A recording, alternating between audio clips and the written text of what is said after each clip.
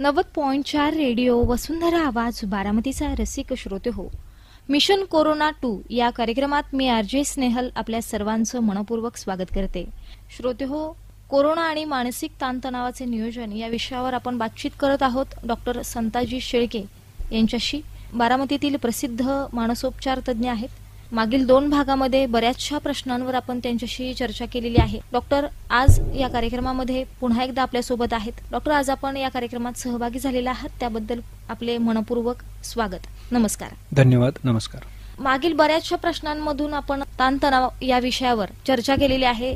Doctor, यानंतरचा माझा प्रश्न आपणास असा आहे की ताणतणाव नियोजनामध्ये सर्वात महत्वाची पायरी कुठली? बरोबर. एकदा आपल्याला समजलं की आपल्याला ताणतणाव येतो, तर त्या ताणतणावाचं व्यवस्थित अभ्यास करून त्या घटनेचं किंवा त्या प्रसंगाचं थोडंसं आत्मपरीक्षण करून विश्लेषण करणं गरजेचं आहे.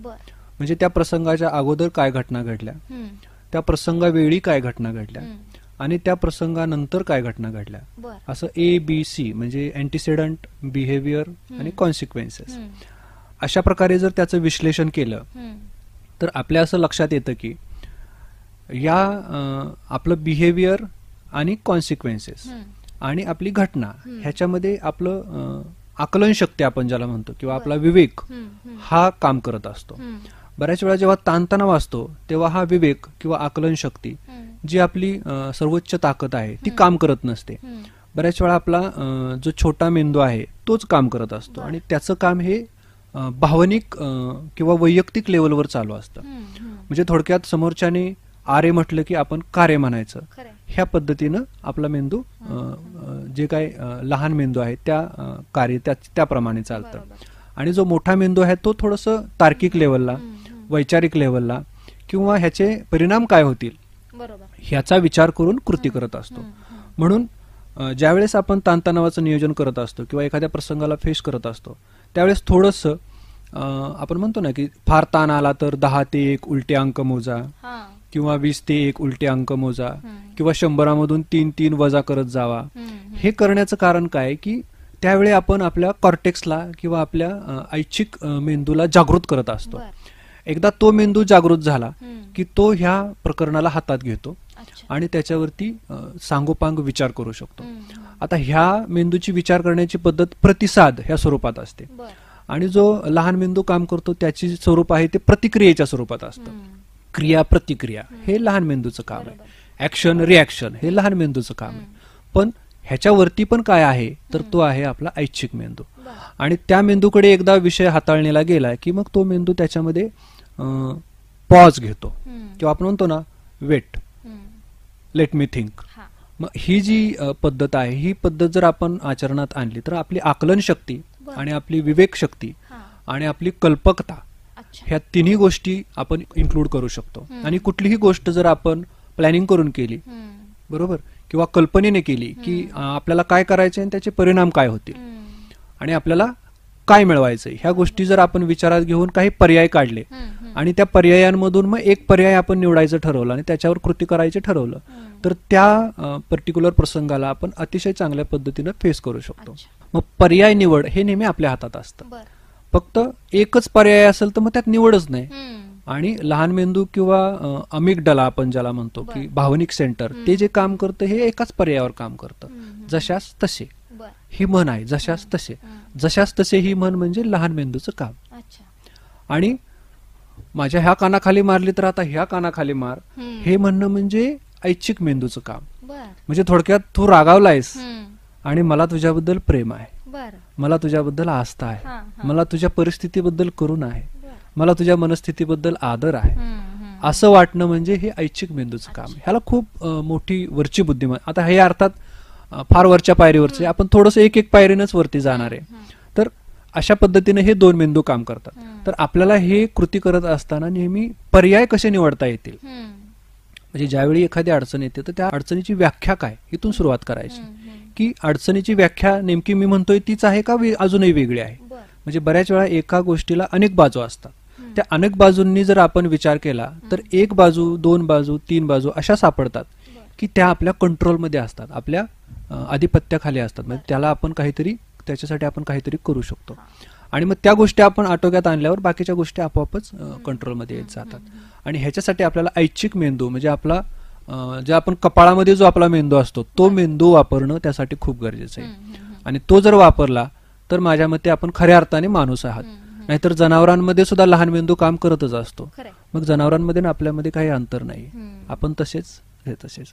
मग हर्ड आपण म्हणतो, कळप किंवा जेव्हा लोकांचा ग्रुप तयार होतो त्यावेळी ग्रुपमध्ये सगळे लोक लहान मेंदूने काम करतात, त्यांचा वरचा मेंदू नीट काम करत नाही. त्यामुळं आपण म्हणतो की ग्रुपकडून बऱ्याच वेळा एखादं विघातक कृत्य होऊ शकतं, पण एका माणसाकडून होण्याची शक्यता कमी असते, कारण त्याचा वरचा मेंदू त्याला थांबवतो. वेट अशा प्रकारे त्या मेंदूला आपल्या विचार क्षेत्रात कसं आणता येईल हा विचार आपण त्यावेळी करणं गरजेचं आहे. मग त्यासाठी आपण 100तनं 3 वजा करत करत मागे येऊ, किंवा 20 ते 1 आकडे मोजू, किंवा जर आपली परिस्थिती अशी असेल की आता आपण तिथं काहीतरी वेडं वाकडं वागणार आहे तर ती जागा सोडून थोडंसं दूर जाऊन शांत झालेलं बरं. तसं केल्यावर आपल्याला अजून मार्ग पर्याय सुचू शकतात की जे आधीच्या मार्गापेक्षा बेटर असतात. निश्चितच अत्यंत चांगल्या पद्धतीनं याविषयी मार्गदर्शन केलेत आपण.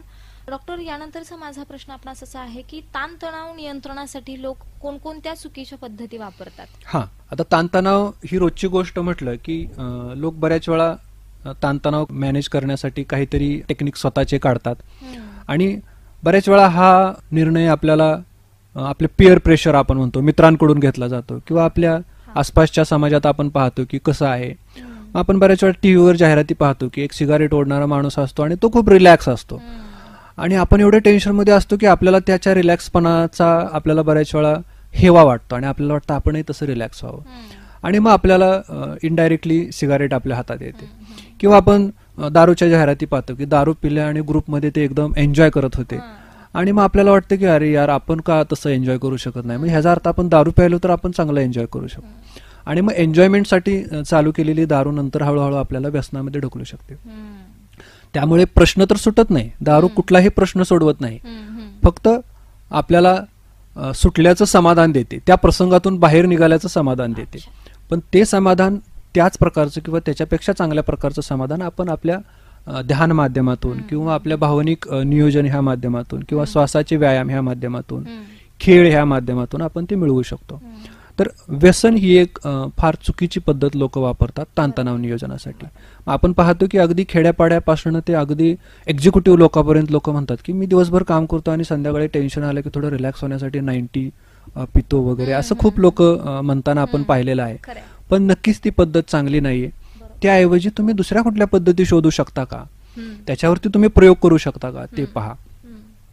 आणि बऱ्याच वेळा मीडियामधून वगैरे दारूचं फार असं कौतुक केलं जातं की हे असं आहे, त्यामुळे तुम्हाला हृदयाचा विकार होत नाही, असं होत नाही, तुमचा ब्रेन चांगला राहतो वगैरे काही गोष्टी केल्या जातात. पण ते प्रयोगामध्ये जे सापडलं आहे ते 10 ml अल्कोहोलवर तो प्रयोग केलेला असतो किंवा 20 ml अल्कोहोल प्रयोग केलेला असतो, आणि लोक आपले 180, 300 असे पैसा लावून दारू पितात, आणि त्याच्यामध्ये तो इफेक्ट मिळणं शक्य नाही. त्याच्याऐवजी त्याचे तोटेच जास्त असतात, लिव्हरचे प्रॉब्लेम. आणि ह्याच्यामध्ये प्रॉब्लेम असा आहे की जे अल्कोहोल पिऊन सुद्धा 60 क्रॉस करतात असे लोक फार मोठ्या अभिमानाने सांगतात की बघा मी 20व्या वर्षापासून अल्कोहोल पितो आणि मला अजून काय झालेलं नाही. तर ह्या एका उदाहरणाकडे न पाहता आपण रोज जर रस्त्यावर होणारे ऍक्सिडेंट पाहिले, किंवा अल्कोहोलच्या सिरोसिसमुळे झालेले मृत्यू पाहिले, किंवा अल्कोहोलमुळे होणारे कॅन्सरचं प्रमाण पाहिलं आणि त्याचे मृत्यू पाहिले, व्यसनांमुळे होणारे तोंडाचे कॅन्सर किंवा फुफ्फुसाचे कॅन्सर ह्याचं प्रमाण पाहिलं आणि त्याची आकडेवारी काढली, तर ह्यातलं कुणीही 60 वयापर्यंत जिवंत राहत नाही सांगायला की हो का मी सिगारेट प्यायलो आणि मी मरलो, असं म्हणायला कोणी परत जिवंत होऊन माघारी येत नाही. त्यामुळे आपण ही आकडेवारी सुद्धा लक्षात घेतली पाहिजे. म्हणजे 100मध्ये 1 60च्या पुढे गेला म्हणून तो मार्ग फार उत्तम आहे आणि 99 त्यातले वारले, हा मार्ग लक्षात घेणं गरजेचं आहे की 99 1 असेल तर आपण 1 कसं काय पकडू शकतो, आपण 99च पकडलं पाहिजे. ह्या दृष्टीनं पण आपण त्या व्यसनांकडे पाहिलं पाहिजे. अजून दुसरे मार्ग असे आहेत जे लोक चुकीचे शोधतात की आपलं काम जे ठरवून दिलेलं आहे त्याच्यामध्ये टाळाटाळ करणे. म्हणजे जे काम पूर्वीच्या मोठ्या लोकांनी सांगितले की उद्याचं काम आज करा, आजचं काम आत्ताच करा, आणि जे इम्पॉर्टंट आहे ते कराच करा, तर आपण ह्याच्या विरुद्ध करतो.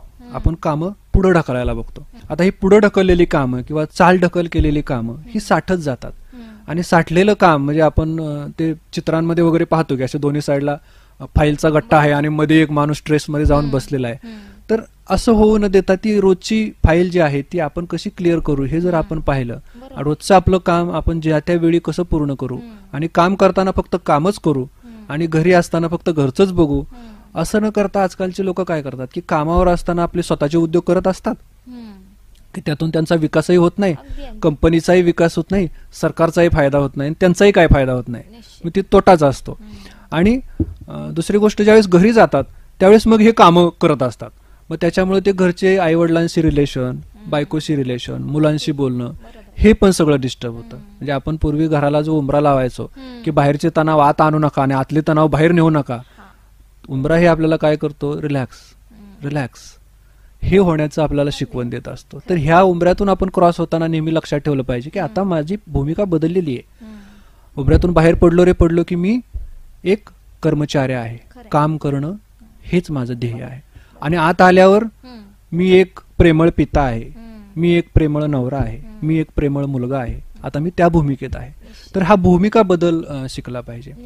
जर नाही शिकला तर मग ह्या भूमिका बदल न करण्याचा बऱ्याच वेळा ताणतणावाच्या स्वरूपामध्ये आपल्याला, आणि ह्याच्यामुळे मग आपले रिलेशन डिस्टर्ब होतात. रिलेशन डिस्टर्ब झाले की अजून ताण येतो, ह्याच्यामुळे आपली कामातला परफॉर्मन्स डाऊन होतो, त्यामुळे आपल्याला परत ताण येतो.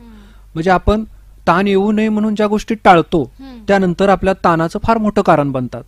तर तसं होऊ न देता रोजची कामं रोज करणं आणि आपली कामं अजून उत्कृष्ट कशी येतील त्यासाठी आपण त्या विषयातलं अजून ज्ञान कसं मिळवू, अजून वाचन कसं करू, ह्याबद्दल आपल्याला त्या विषयाचा विचार करणं गरजेचं आहे. समजा मी सायकॅट्रिस्ट आहे, मी डॉक्टर आहे, तर माझं अपडेट, माझं नॉलेज मी कसं ठेवू, मी माझ्या पेशंटशी अजून चांगल्या प्रकारे कसं वागू शकतो, अजून चांगल्या प्रकारे त्यांना कशी सेवा देऊ शकतो, अजून काय नवीन नॉलेज आलंय, अजून काय नवीन रिसर्च आलाय, ह्या गोष्टींमध्ये जर मी राहिलो तर नक्कीच मी स्वतःला इम्प्रूव्ह करतोय. जर ते मी केलं नाही तर मी नक्कीच इम्प्रूव्ह तर होत नाहीये पण अजूनही मागं जातोय. कारण रोज आज एवढे रिसर्च होत आहेत, एवढी नवीन माहिती येते की ती बऱ्याच वेळा आपल्याला ओव्हरलोड पण होते. पण ऍटलिस्ट आपल्याला त्या गोष्टींचे अनुमान काय निघाले, त्या गोष्टींमधून आपल्याला काय शिकण्यासारखं आहे, त्यातलं आपल्या प्रॅक्टिसमध्ये आणण्यासारखं काय आहे, मी रोजच्या पेशंटशी बोलताना त्यातलं कुठलं प्रिन्सिपल वापरू शकतो, एवढं जरी आपल्याला शिकता आलं तरी आपला बराच विकास होईल. तर हे प्रत्येकाने आपापल्या कामामध्ये वापरणं खूप गरजेचं आहे. तिसरी गोष्ट आहे की बऱ्याच गोष्टी आपण अस्वीकार करतो. म्हणजे कोरोना आलाय, अस्वीकार, मृत्यू झालाय, अस्वीकार, आणि मग ह्याच्यातून आपल्या रिएक्शन्स थोड्याशा ॲबनॉर्मल होतात. म्हणजे जिथं आपण सामोपचाराने एखादी गोष्ट करू शकतो तिथं मग आपण अग्रेसिव्ह होऊन, भांडणं करून, हाणामाऱ्या करून अजून प्रॉब्लेम वाढवत असतो, अजून स्ट्रेस क्रिएट करत असतो. आणि मग तो स्ट्रेस कमी करण्यासाठी अजून काहीतरी एखादं विघातकच कृत्य करतो आणि त्यातून अजून दुसऱ्या स्ट्रेसमध्ये जातो. थोडक्यात आपण म्हणतो की आगीतून उठून फुफाट्यात पडायचं, तशा प्रकारची ही अवस्था असते. आणि रोजच्या ह्याच्यामध्ये आपण दोषारोप करणं टाळलं पाहिजे, किंवा तुझ्यामुळे असं झालं, तू माझं असं केलं, तू नीट वागत नाही म्हणून मी नीट वागत नाही, ही एक पद्धत ताणतणाव कमी करण्यासाठी वापरली जाते. मग ह्याच्यामध्ये काय होतं की जो थोडासा वीक मेंबर असतो किंवा इमोशनली थोडासा आपण म्हणतो ना साधा भोळा असतो, अशा माणसावर मग सगळे आरोप येऊन पडतात. आणि आपण पाहतो की चॅप्टर माणसं असतात किंवा अतिशय ही माणसं असतात, ती मग अशा माणसाचा गैरफायदा घेतात. पण त्याच्यातून त्याचा विकास तर होत नाही, पण त्याचा ऱ्हासच होत असतो. उलट त्याचं शहाणपण, त्याची बुद्धी त्याने चांगल्या कामासाठी न वापरता एका साध्या माणसाचा किंवा एका भोळ्या माणसाचा गैरफायदा घेण्यासाठी वापरली तर हे त्याचं अतिशय नीच कृत्य असं आपण म्हणूया. आणि त्यामुळे तो खाली पडला, वर नाही उचलला. तर आपल्याला वर उठायचे, खाली नाही जायचं, हा प्रत्येक माणसानं विचार केला पाहिजे. आणि तशा माणसाला आधार द्यायचं, ते राहिलं आपण त्याचा उलट गैरफायदा घेतोय, तर ह्याची पण थोडीशी टोचणी आपल्याला कधी नाही कधी लागणार आहे, हे लक्षात ठेवलं पाहिजे. तिसरी गोष्ट अशी की निराशावाद, म्हणजे प्रत्येक गोष्टीत काय चांगलं होईल का तर नाही, भविष्य कसं आहे तर वाईट, लोक कसे आहेत तर वाईट आहे, परिस्थिती कशी आहे तर वाईट आहे, असं प्रत्येक गोष्टीचं जर आपण वाईटच इव्हॅल्युएशन करत असू तर मग मात्र आपल्याला आपलं स्वतःचं काहीतरी चेक केलं पाहिजे, आपल्या आजूबाजूचं परिसर चेक केला पाहिजे, अशा लोकांशी भेटलं पाहिजे की ज्यांच्याकडे काहीतरी आशावाद आहे, जे काहीतरी उद्याबद्दल चांगलं बोलतात, उद्याच्या प्लॅनिंग बद्दल बोलतात, आयडियाज बद्दल बोलतात. म्हणजे जसं ते सॉक्रेटिस म्हणतात की आयडियाज बद्दल बोलतात तेच सगळ्यात मोठे लोक, जे लोकांबद्दल बोलतात ते काही मोठे लोक नाही. तर असं आपण आयडियाज बद्दल बोललं पाहिजे की उद्या आपण काय करू शकतो, परवा आपण काय करू शकतो, हा काय करतोय, तो काय करतोय, त्याचं काय प्लॅनिंग आहे, ह्याच्याकडे काय आयडिया आहे. आणि नवीन नवीन आयडियाज आपल्या प्रयोगामध्ये किंवा आपल्या रोजच्या जीवनामध्ये प्रयोग करण्यासाठी आपण वापरल्या पाहिजेत. चौथी गोष्ट, ह्याच्यातून जर बाहेर निघायचं असेल तर आपल्याला दैव आणि नशीब ह्या गोष्टींपासून थोडं लांब राहिलं पाहिजे, अन्यथा मग आपण त्याच्यामध्ये वाहवत जाऊ शकतो. दैवाचा नशिबाचा भाग असेल तरी तो 1% पण कमी आहे. पण त्याच्यासाठी आपण अख्ख्या आयुष्याचं सगळी प्रिन्सिपल वाहून घेणं हे काही योग्य नाही. आणि त्यासाठी मग त्याच्या मागं न लागता आपलं कर्तृत्व आपण कसं घडवू, आपलं नशीब किंवा आपलं दैव आपण स्वतः कसं लिहू, ह्याच्यासाठी मग आपली ध्येय निश्चिती करणं, आपली काय ध्येय आहेत, आपल्याला काय बनायचंय, आपल्याला कसं असावं असं वाटतं, आपल्याला काय नेमकं करायचंय आणि आपल्यासाठी महत्वाचं काय. आपल्यासाठी जर नातेसंबंध महत्वाचे असतील तर नातेसंबंधाला आपल्याला वेळ दिला पाहिजे. तो वेळ न देता जर आपण देवाकडे जाऊन म्हणलो की माझ्या घरात सुख समाधान यावं ह्याच्यासाठी एखादा मी यज्ञ करतो, तर ते काही लॉजिकल नाही किंवा ते पटण्यासारखं पण नाही. कारण तुमच्या घरातलं सुख हे तुमच्या सगळ्यांच्या हातात आहे, तुमच्या कम्युनिकेशनवर अवलंबून आहे, प्रत्येकाला स्वातंत्र्य असण्यावर अवलंबून आहे. अगदी लहान मुलांना सुद्धा त्यांची मतं मांडण्याचं तिथं स्वातंत्र्य पाहिजे. तू लहान आहेस आणि तुला काय कळतं, तू कशाला बोलतोय सर, मोठ्यांमध्ये बोलायचं नाही, चल चालता हो इथून, अशा पद्धतीने जर आपण बोलत असो तर आपण स्वतःच्या विचारांना चाळणी लावून चाळून घेतलं पाहिजे आणि ते व्यवस्थित शुद्ध करून विचार घेतले पाहिजेत, जेणेकरून हे शुद्ध विचार मग सगळीकडे पसरतील आणि सगळ्यांचंच आरोग्य चांगलं राहील. आणि ह्याच्यामध्ये घरातल्या जे मेन लीडर्स आहेत ह्या लोकांनी पुढाकार घेतला पाहिजे. तर लीडरने पुढाकार घेतला तर खालचे सगळेच लोक अर्थातच पुढाकार घेऊन पुढे येतात. तर ह्या गोष्टी गरजेच्या आहेत. अत्यंत चांगल्या प्रकारे ताणतणाव नियंत्रणासाठी कोणकोणत्या चुकीच्या पद्धती लोक वापरतात त्याच्यावरती नेमकं काय केलं पाहिजेत याविषयीचं मार्गदर्शन छान अशा प्रकारे आपण केलं. डॉक्टर, यानंतरचा माझा प्रश्न आपणास असा आहे की भावनिक विकासाचे ताणतणाव नियोजन करण्यामध्ये काय योगदान आहे, याविषयी काय सांगाल? बरोबर. आता भावनिक विकासाचा विचार करताना आपण भावना म्हणजे नेमकं काय हे समजून घेऊया. भावना म्हणजे आपल्याला वाटतं की भावना हे आपल्या मनामध्ये असतात किंवा आपल्या मेंदूमध्ये असतात, पण तसं नाही. भावना ही आपल्या शरीरामध्ये आणि मनामध्ये आणि मेंदूमध्ये सगळीकडेच असते. म्हणजे समजा आपल्याला भीती ही भावना आली तर ती फक्त आपल्या मेंदूमध्ये नसते. भीती वाटते त्यावेळेस आपलं हृदय धडधड करतं, आपला श्वास खोल न जाता वरचीवर राहतो आणि श्वास वाढतो आपला, आपले डोळे विस्फारलेले असतात, आपल्या चेहऱ्यावर घाबरल्याचे हावभाव असतात, आपले हात कदाचित थरथर कापत असतात, पायही थरथर कापत असतात आणि आपले हातपाय थंड पडल्यासारखे वाटत असतात. आपल्याला आपला घसा दाबल्यासारखं कोणीतरी बाबा आपल्याला स्ट्रँग्युलेट करतंय किंवा आपला कोणतरी गळा दाबतोय, अशी एक भावना आपल्याला त्या भीतीच्या भावनेमध्ये तयार होते. ह्याचा अर्थ असा की भीती ही भावना पूर्ण आपल्या शरीरामध्ये ती आपल्याला फील होते. तसंच सगळ्याच्या सगळ्या भावना शरीरामध्ये कुठं नाही कुठंतरी फील होतात. तर ही भावना जर आपल्याला आधी समजून घ्यायची असेल तर त्या भावनांचे शरीरातले बदल नेमके काय आहेत हे आपल्याला समजून घेणं गरजेचं आहे. म्हणजे समजा माझ्या शरीरामध्ये छातीमध्ये धडधड व्हायला लागलं आणि माझे हात थरथर कापायला लागले, तर ती भावना आहे का कुठला आजार आहे? जर आजार असेल तर ते कंटिन्युअस असणार, भावना असेल तर ते काहीतरी प्रसंगाशी निगडीत असणार. म्हणजे अचानक रस्त्यानं जाता जाता जर भू करत कुत्रा आला आपल्या समोर तर आपली जी प्रतिक्रिया असते ती आपली एक भावना असते आणि त्या भावनेतून आपण प्रतिक्रिया करतो. भावनेमध्ये खूप मोठी ऊर्जा आहे. भावनेमध्ये ऊर्जा असल्यामुळे ती ऊर्जा आपल्या शरीरामध्ये आपल्याला जाणवते. जशी नकारात्मक भावनांमध्ये ऊर्जा आहे तशी सकारात्मक भावनांमध्ये पण ऊर्जा आहे. त्यामुळे प्रेरणा ही जर भावना आपण घेतली तर प्रेरणेमध्ये खूप ऊर्जा आहे, पण ती ऊर्जा आपल्याला सगळ्या शरीरात जाणवली पाहिजे. आपण म्हणतो ना की बाबा बोलताना बेंबीच्या देठापासून बोलायचं, तर ते ओरिजिनल बोलणं आलं किंवा मनापासून बोलणं आलं. जर आपण वरचीवर बोलत असू मिळमिळीत तर ते ह्याचा अर्थ आपलं मनापासून नाही, ते वरचीवरचं बोलणं आहे. मग त्याला एनर्जी नाहीये, त्याला प्रेरणा नाहीये, त्याला अनुभव नाहीये. मग ह्या गोष्टी आपल्याला करायच्या असतील तर आपल्याला ह्या सगळ्या गोष्टी त्याच्या पाठीमागे आणाव्या लागतात. मग ह्या भावना जनरली सकारात्मक आणि नकारात्मक अशा पद्धतीनं डिव्हाइड केल्या जातात. सकारात्मक भावनामध्ये आनंद, समाधान, सुख, शांती अशा प्रकारच्या भावना असतात. समृद्धी ही भावना आपण बऱ्याच वेळा कन्फ्युज होतो की ज्याच्या बँकेला अकाउंट बॅलन्स जास्त तो समृद्ध असं समजलं जातं, पण ऍक्च्युली ज्या त्या मनाच्या अकाउंटमध्ये सकारात्मक भावनांचा बॅलन्स जास्त तो समृद्ध, अशी ऍक्च्युली त्या भावनेची व्याख्या आहे. त्याचा पैशाशी काही संबंध नाही. बऱ्याच वेळा 1 करोड रुपये जरी आपल्या बँकेत असले तरी आपण समाधानी असू याची गॅरंटी नाही. पण बऱ्याच वेळा रस्त्यावरचा आपण एखादा फकीर जरी पाहिला किंवा एखादा साधू भिकारी जरी पाहिला तरी त्याच्या चेहऱ्यावर जे तेज किंवा जे ताकद आपल्याला दिसते ती कदाचित त्या 1 करोड ज्याच्या अकाउंटमध्ये आहेत त्याच्याशी दिसणार नाही. तर ते महत्वाचं आहे. तर भावना आपल्याला चेहऱ्यावर, बॉडीमध्ये दिसते. तर ही आपल्याला स्वतःची आधी भावना रीड करता आली पाहिजे. मग भावनांचं हे करताना आपण मुख्य 4 भावनांचा म्हणजे नकारात्मक म्हणून विचार करतो. तर ती संताप किंवा राग अशा एक भावना असतात. चिंतेच्या काही भावना असतात, म्हणजे भविष्यात काय होईल.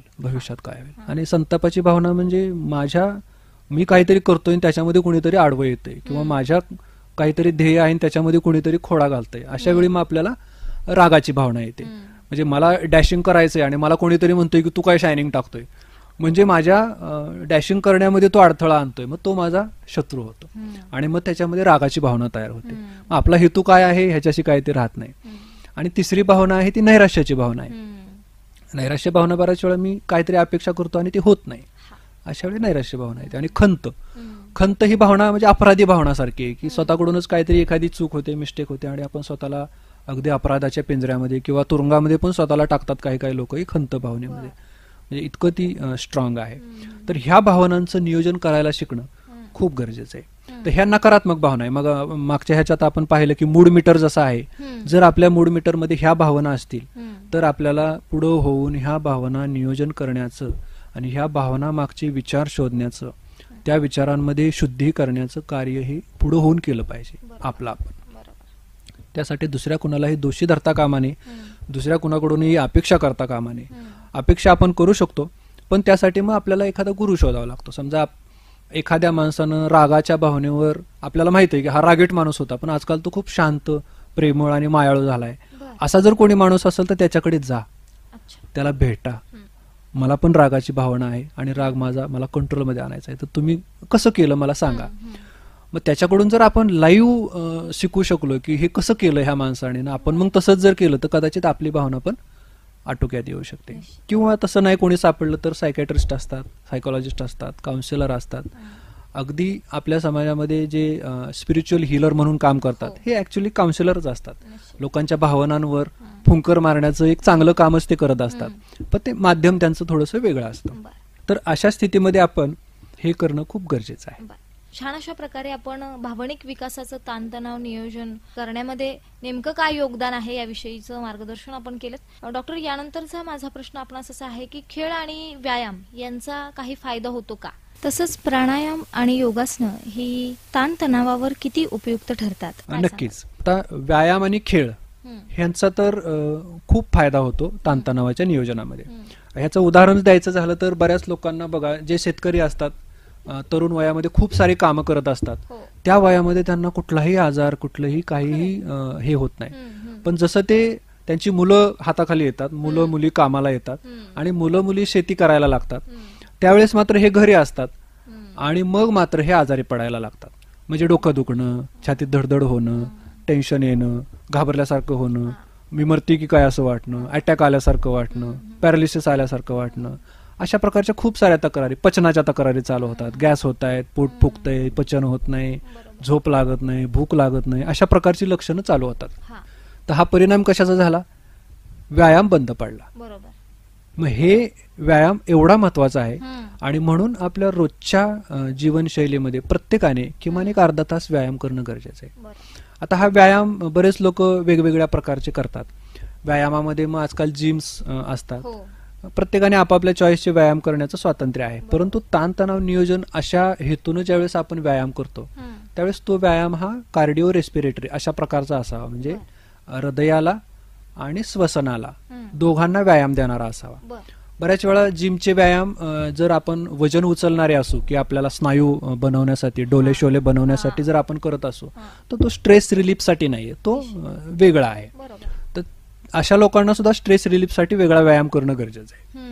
ते जर तुम्ही प्रोफेशन मध्ये असाल, तुम्ही शरीर सौष्ठवाच्या स्पर्धेमध्ये उतरत असाल तर तुम्हाला ताणतणाव नियोजनासाठी तो व्यायाम गरजेचा म्हणजे महत्वाचा नाही, त्यासाठी तुम्हाला वेगळा व्यायाम शोधावा लागेल. तर सर्वात चांगला व्यायाम चालण्याचा. मग चालणं हे थोडंसं ब्रिस्क असावं, म्हणजे थोडंसं फास्ट, आपण म्हणतो ना तुरु चालणं, हे तुरु चालणं असावं. बऱ्याच वेळा आपण पाहतो की लोक गप्पा टप्पा मारत FM वगैरे लावून निवांत चाललेले असतात, कपाळावर बिलकुल घामाचे काही बिंदू नसतात. असा व्यायाम एवढासा फायदा करत नाही. ऍक्च्युली ते व्यायाम म्हणत नाही, त्याला एक सोशलायझेशन असं आपण म्हणूया, त्याला व्यायामाचा नाही प्रकार. तर व्यायामामध्ये तुम्हाला तुरु चालणं, एक अर्धा तास चालणं आणि त्याच्यामध्ये संपूर्ण अंगातून घाम येणं, ह्या गोष्टी खूप गरजेच्या असतात. आणि फार ऑब्जेक्टिव्हली त्याला मोजायचं असेल तर आपला जो हार्ट रेट आहे तो हार्ट रेट जवळजवळ 60% वाढला पाहिजे आपल्या मॅक्झिमम कॅपॅसिटीचा. समजा आपली मॅक्झिमम कॅपॅसिटी 200 हार्ट रेटची आहे, मॅक्झिमम कॅपॅसिटी सुद्धा एजवर ठरते, जसं एज वाढेल तसं ती कमी कमी होत जाते. समजा एक 40 वयाचा माणूस आहे तर त्याला साधारणपणे 180 पर्यंत मॅक्झिमम हार्ट रेट आहे. मग त्याच्या 60% म्हणलं तर एक साधारणपणे 140-110 पर्यंत त्याचा हार्ट रेट वरती गेला पाहिजे. मग 70 नॉर्मल असतं तर 110 पर्यंत हार्ट रेट जाईल एवढा व्यायाम त्याचा झाला पाहिजे. मग त्याच्यासाठी बेस्ट मार्ग असतो जॉगिंग. जॉगिंग म्हणजे सावकाश पळणे. सावकाश पळण्याचा व्यायाम जर आपण एक अर्धा तास केला तर तो हृदयासाठी आणि फुफ्फुसासाठी खूप छान आहे. किंवा ब्रिस्क वॉकिंग ज्याला आपण म्हणतो तुरू चालणे, तो एक अर्धा तास केला तो सुद्धा खूप छान आहे. आणि ह्याचा रिझल्ट लगेच आपल्याला येतो. म्हणजे आपण आज जरी व्यायाम केला तरी आपल्याला लगेच त्या दिवशी फ्रेश वाटणार. पण त्याचं एक लिमिट आहे. बऱ्याच वेळा लोकांना वाटतं की मी रोज सकाळी चालायला जातो तर मला त्रास कसा काय होतोय असं वाटतं. पण तो एकच फॅक्टर नाही की जो त्रास करणार आहे. असे मल्टिपल फॅक्टर, तो यातला एक फॅक्टर आहे. असं नाही की तुम्ही सकाळी योगा करताय, सकाळी तुम्ही व्यायाम करताय म्हणजे तुम्हाला कुठलाही आजार व्हायला नाही पाहिजे अशी अपेक्षा करणं म्हणजे थोडक्यात आपल्या नियंत्रणाखाली नसणाऱ्या गोष्टीवर नियंत्रण करण्याचा प्रयत्न करणं. म्हणजे परमेश्वराचा जो अधिकार आहे त्याच्या अधिकारात ढवळाढवळ करण्यासारखं ते आहे. तर त्याच्यात आपण नाही करू शकत. आपल्या हातात आहे तेवढं आपण करायचं. कारण मी व्यायाम करतोय मला कुठलाही आजार झाला नाही पाहिजे, मी रोज चालायला जातो मला शुगर कशी काय झाली असं आपण म्हणू शकत नाही. कारण त्याच्यामध्ये बरेच दुसरे फॅक्टर आहेत, अनुवांशिक गोष्टी आहेत, बाकीच्या पण गोष्टी आहेत, शारीरिक काही आजाराचे प्रकार असतात.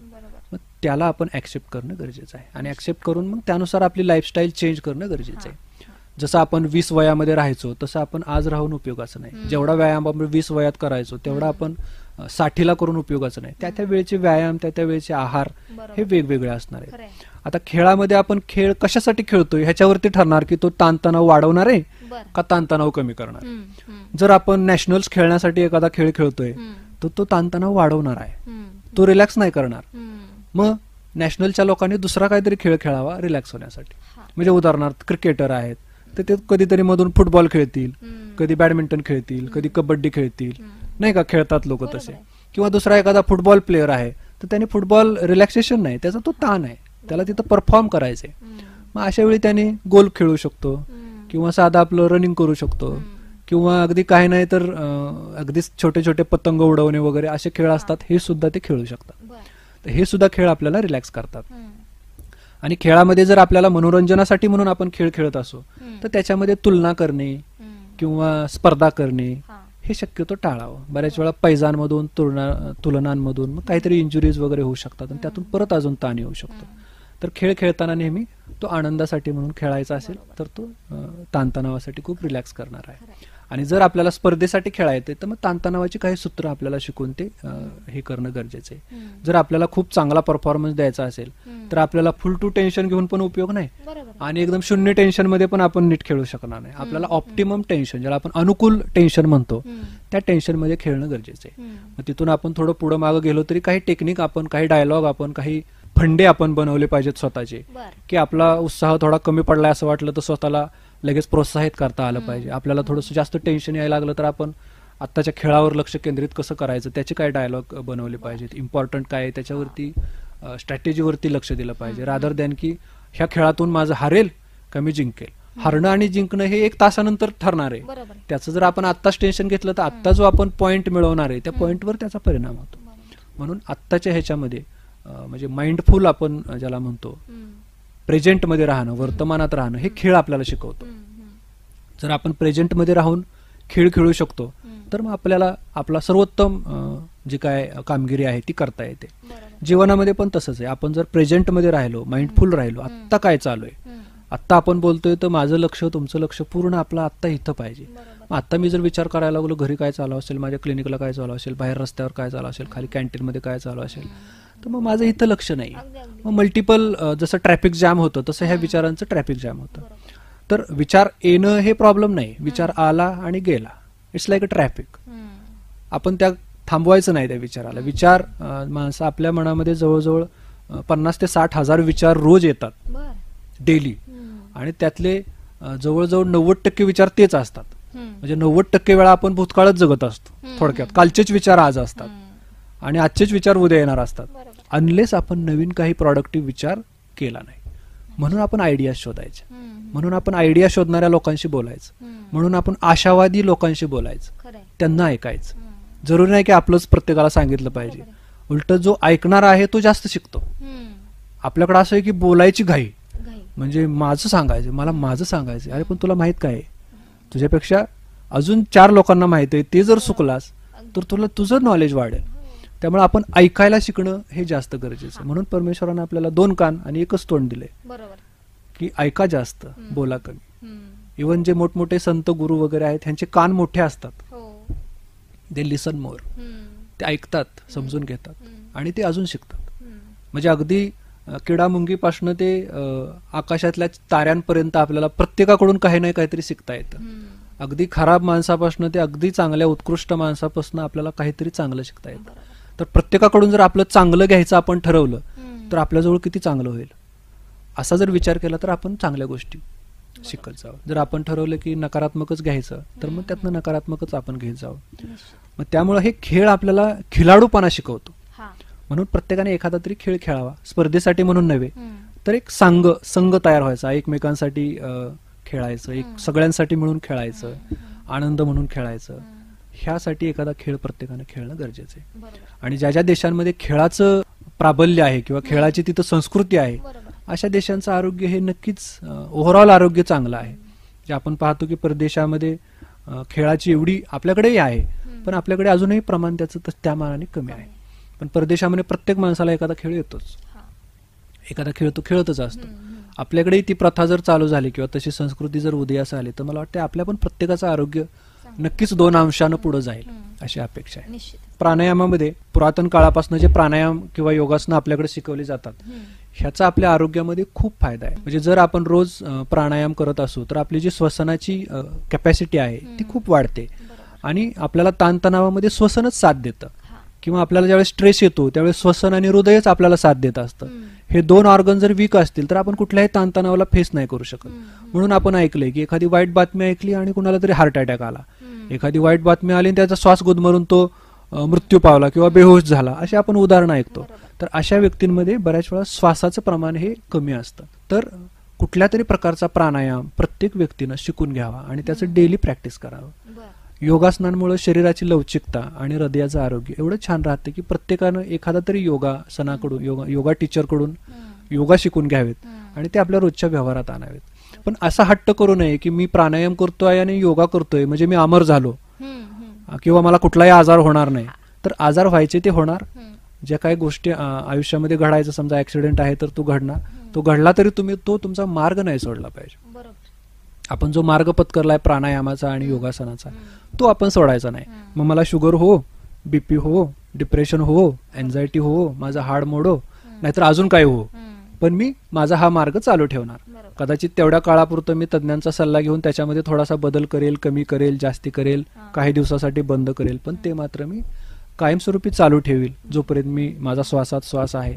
असं जर प्रत्येकाने ठरवलं तर मला वाटतं त्यांचं आरोग्य नक्कीच चांगलं राहील. आपण छान अशा प्रकारे याविषयी मार्गदर्शन केलं. बऱ्याचदा काय होतं की आपण एखादी गोष्ट करतो पण त्याच्यामध्ये सातत्य राहत नाही. म्हणजे एखादी गोष्ट करायला घेतली तर ती मध्येच कुठेतरी थांबते. बरोबर. तर आपण आता जसं सांगितलं की या गोष्टी जर सातत्यानं केल्या तर त्याचे फायदे निश्चितच आपल्याला होतील. नक्कीच. डॉक्टर, अतिशय चांगल्या प्रकारे या प्रश्नाचं उत्तर आपण दिलेलं आहे, या विषयावर मार्गदर्शन केलेलं आहे. यानंतरचा माझा प्रश्न आपणास असा आहे की ताणतणाव नियोजन करण्यासाठी काही वाचन, लिखाण आणि अभ्यास याचा काही फायदा होतो का? नक्कीच नक्कीच. कारण ज्यावेळेस आपण आपल्या आयुष्याकडे एक अभ्यास ह्या दृष्टीनं पाहतो त्यावेळेस आपण स्वतःच्या पर्सनॅलिटीचा, स्वतःच्या व्यक्तिमत्वाचा, स्वतःच्या भावनांचा अभ्यास करतो. आता हा अभ्यास करताना आपल्याला काही मार्गदर्शक तत्व गरजेचे असतात.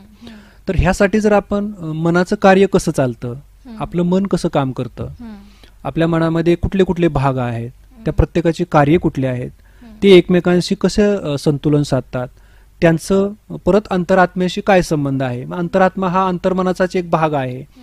असं वेगवेगळ्या लेखकांकडून जर आपण थोड्याफार प्रमाणात मन कसं कार्य करतं ह्याचा जर थोडासा अभ्यास केला तर आपलं मन कसं काम करतंय आणि त्याला अजून बेटर काम करायला आपण कसं लावू शकतो ह्या दृष्टीने आपण विचार करू शकतो. बऱ्याच वेळा लोक म्हणतात की मी माझ्या मनाचा मालक आहे, पण अशी लोकच काहीतरी विचित्र कृत्य करताना दिसतात. ऍक्च्युली जो स्वतःच्या मनाचा मालक आहे तो आत्म्याचा फॉलोअर आहे थोडक्यात. म्हणजे ही इज अ गॉड. जर मनाचा मालक असेल तर मग तो मनाला फॉलो नाही केलं पाहिजे. त्याने मनाला डेव्हलप केलं पाहिजे, मनाला त्यांनी तासून घेतलं पाहिजे किंवा मनाला त्यांनी पैलू पाडले पाहिजे. तर ह्यासाठी आपल्याला वाचन खूप गरजेचं आहे. आणि अभ्यास म्हणजे कृतीच थोडक्यात. की मला एखादी गोष्ट शिकायची तर ती करायचीच ऍक्च्युली. ती केल्यानंतरच समजतं की आपण त्याच्यामध्ये इन्व्हॉल्व्ह होतो की नाही होतो. समजा एखादी गोष्ट आपल्याला करताना असं अनुभव झाला की नाही मला ती काय त्याच्यामध्ये मला एवढा रस वाटत नाही किंवा आवडत नाही. बऱ्याच वेळा असं होतं की आपण एखादं फील्ड चूज करतो आणि त्या फील्डमध्ये आपल्याला एवढी मज्जा येत नाही किंवा एवढा रस वाटत नाही आणि मग त्याचा परत आपल्याला ताणतणाव येतो. पण त्याऐवजी जर आपण बरेच प्रयोग केले, असे 10, 20, 30 प्रयोग केले की मी हे करू शकतो का, हे करू शकतो का, असं केल्यावर आपल्या लक्षात येतं, हा अभ्यास केल्यावर, की कुठल्या गोष्टीमध्ये आपण तहानभूक विसरून जातो. आणि ज्या गोष्टीत आपण तहानभूक विसरून जातो ती गोष्ट जर आपण अजून डेव्हलप केली आणि त्या गोष्टीवर अवलंबून असणारे कुठले प्रोफेशन आहेत ह्याचा जर अभ्यास केला आणि त्या प्रोफेशन मधले कुठले प्रोफेशन आपल्याला आवडतात आणि आपल्याला सूट होतात, आपल्या लाईफस्टाईलला, आपल्या फॅमिलीला, आपल्या कल्चरला किंवा आपल्या जो काय देशाचा कायदा आहे त्याला, ह्या दृष्टीने जर विचार केला तर मग आपल्याला एखादं खूप छान असं प्रोफेशन सापडू शकतं किंवा करिअर सापडू शकतं ज्यात आपण कधी थकणार नाही. आणि थकवा नाही म्हणजे तुम्हाला स्ट्रेस नाही. म्हणजे स्ट्रेस मॅनेजमेंटवर जर सगळ्यात चांगला मार्ग असेल तर अशा प्रोफेशनमध्ये जाणं किंवा अशा करिअरमध्ये जाणं जिथं आपण आपली तहानभूक हरपून जातो.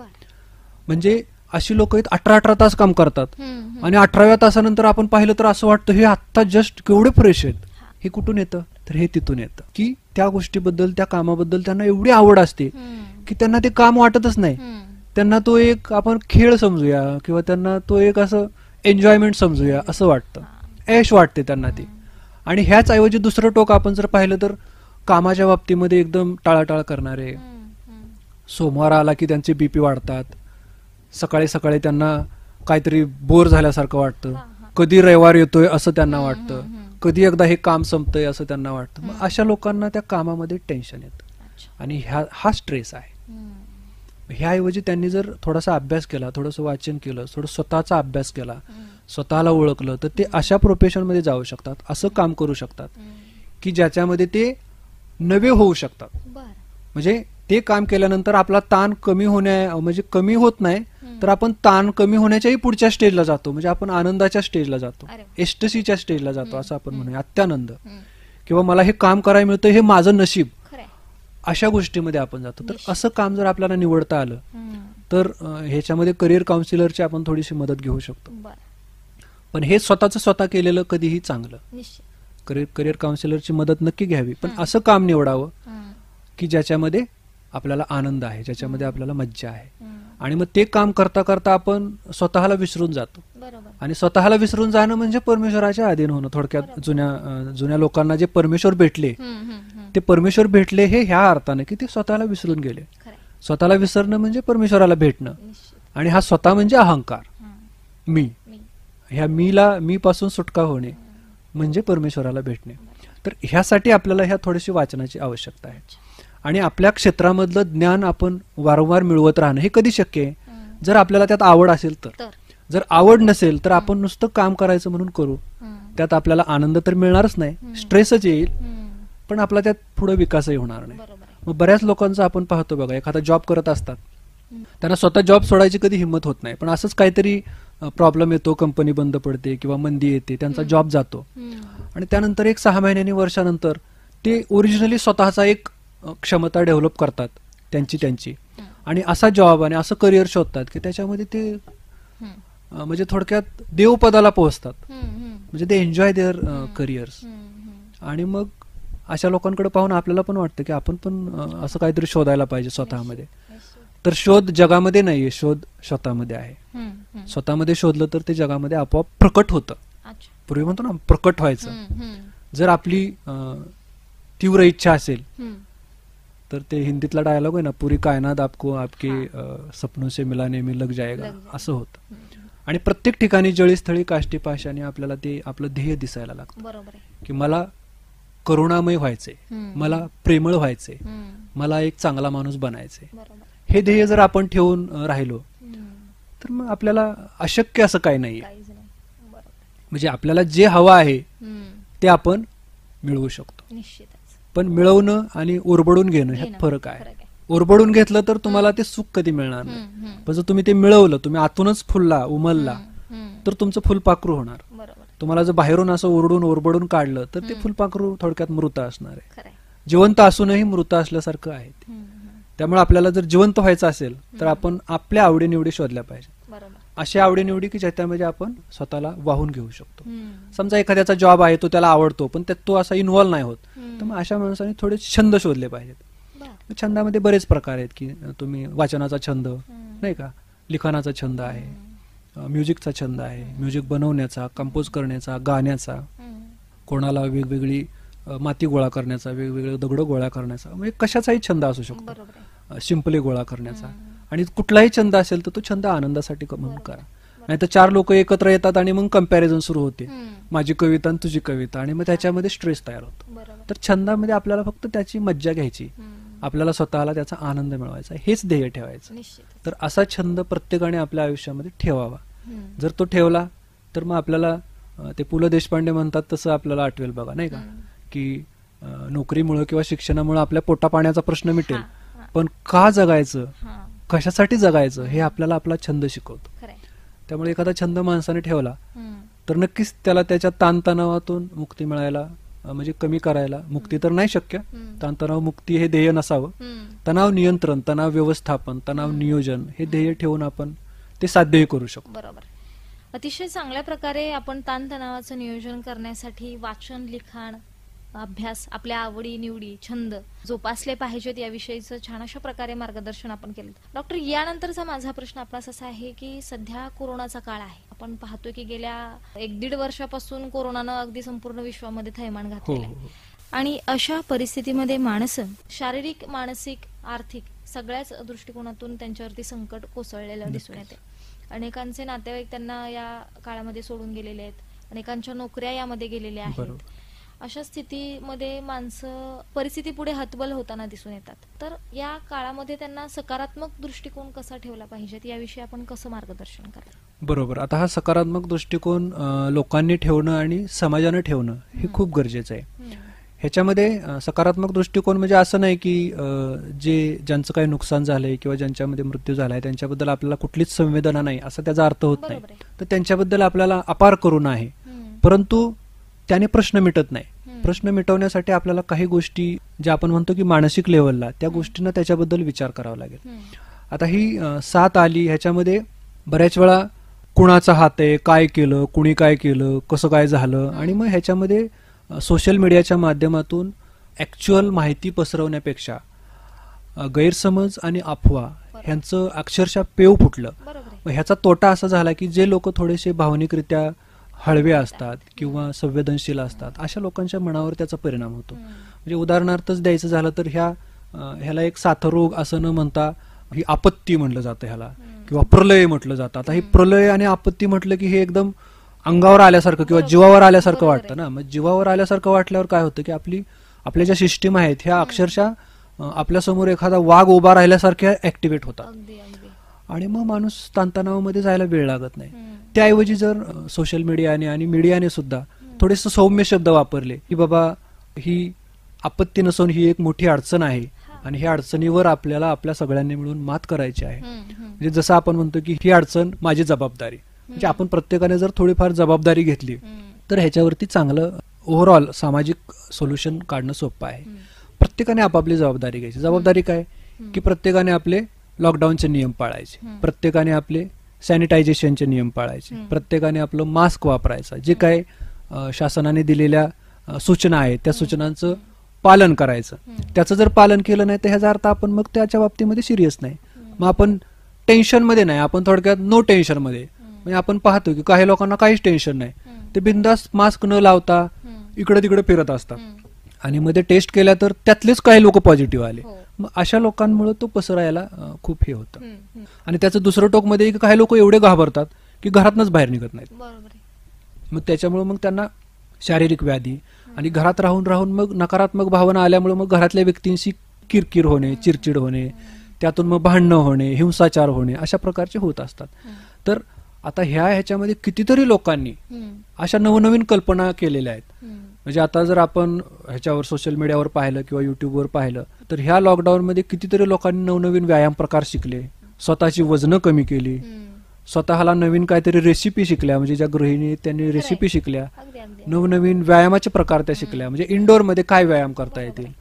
आणि मुलांचं म्हणलं तर मुलांनी अजून वेगवेगळे खेळ काय खेळता येतील, त्यांनी वेगवेगळे शोध लावले. मग असं दोन्ही टोकं आहेत. तर आपल्याला ह्या दोघींचा मध्य साधणं गरजेचं आहे, की असे लोक आहेत, असे लोक आहेत ज्यांचं मानसिक आरोग्य बऱ्यापैकी चांगलं आहे, त्यांनी ज्याचं मानसिक आरोग्य थोडंसं वीक आहे त्या एका व्यक्तीला कसं सहाय्य करता येईल. मग ती जवळची असेल, थोडी लांबची असेल, पण आपल्याला जर माहीत झालं की ह्याचं थोडंसं ताणतणावामध्ये आहे, ह्याचं थोडंसं बिघडलेलं आहे, ह्याचं थोडीशी आधाराची गरज आहे, तर अशा व्यक्तीला मानसिक आधार देणं खूप गरजेचं आहे.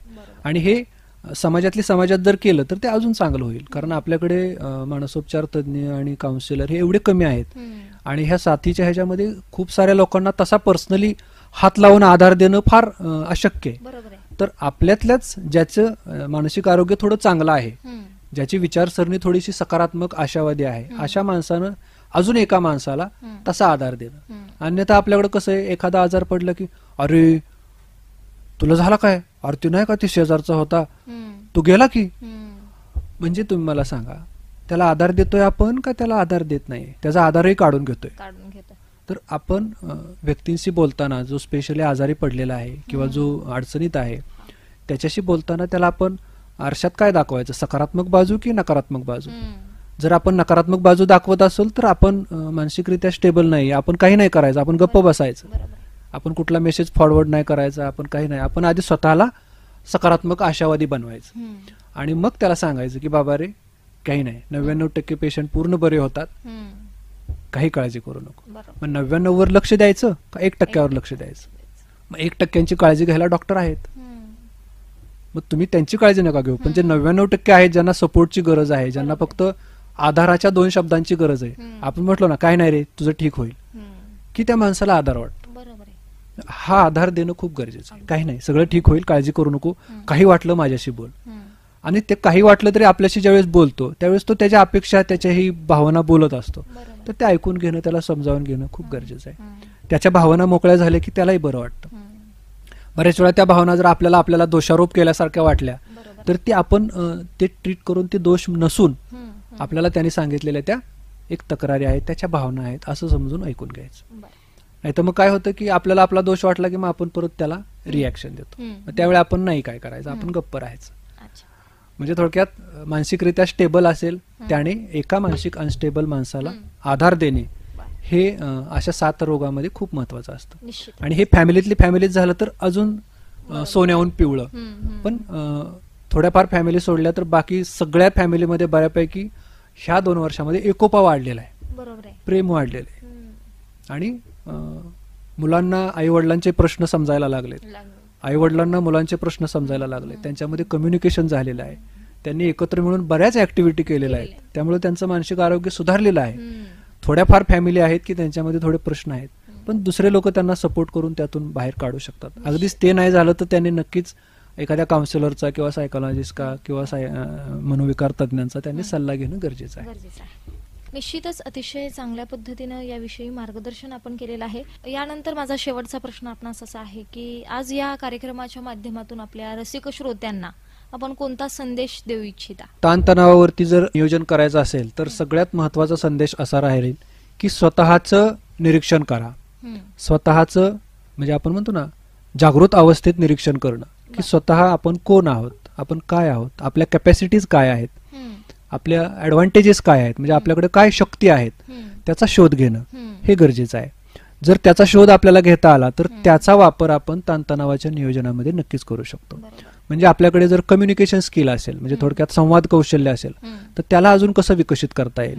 आपल्याकडे काही पर्सनॅलिटीचा एखादा चांगला मुद्दा असेल, म्हणजे आपण प्रामाणिक असू, आपण खरे बोलणारे असू, आपण समजा समोरच्या भावना समजून घेणारे असू, आपल्याकडे एम्पॅथी आहे, म्हणजे दुसऱ्याच्या भावनांमध्ये समजून त्याच्यामध्ये प्रवेश करण्याची कला आपल्याला येत असेल तर त्या कला आपण अजून कशा डेव्हलप करता येतील आणि त्या दुसऱ्याला कशा शिकवता येतील या दृष्टिकोनातून काय करता येईल हे करणं महत्वाचं आहे. जर आपण एखादी गोष्ट स्वतः करत असू आणि जर ती आपण दुसऱ्याला शिकवू शकलो तर ती गोष्ट आपण थोडक्यात आपल्या ह्याच्यामध्ये ती एकदम बऱ्यापैकी परफेक्ट होऊन जाते. परफेक्ट म्हणण्यापेक्षा उत्कृष्ट होऊन जाते, कारण परफेक्ट ह्या शब्दाला परत स्ट्रेस आहे. तर आपण त्याच्यामध्ये अजून उत्कृष्ट आणि सर्वोत्कृष्ट कसे होऊ शकतो हे पाहणं गरजेचं आहे. जर एखादी कला आपल्याकडे असेल तर त्या कलेला हळूहळू कसं विकसित करता येईल की जेणेकरून आपण त्याच्यामधून अजून काहीतरी वेगळे शोध घेऊ शकू. हा स्वतःचा शोध हेच ताणतणावावरचं सर्वात भारी औषध आहे. म्हणजे आपण जर रामबाण औषध म्हणलं तर स्वतःचा शोध. परिस्थितीचा शोध बाहेर घेऊन उपयोग नाही, स्वतःचा शोध घेणं गरजेचं आहे.